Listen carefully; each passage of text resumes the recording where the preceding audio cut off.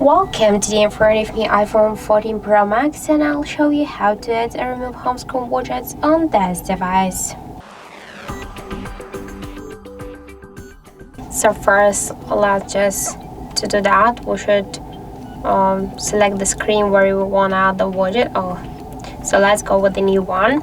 Here, just to add the widget, we should click on the left upper corner to this plus, and here we can see now all the available applications which widgets we can add. For example, the weather app has 3 different types of the widgets. The nodes 1 2 3 4 6, the 6 types of the widgets. For example, let's use the one from the nodes widgets. Let's use this one.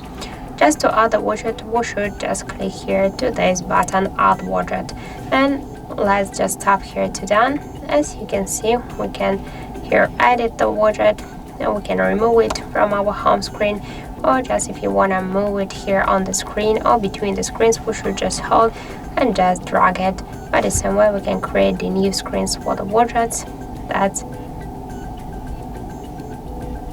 not a problem. Just hold and drag it.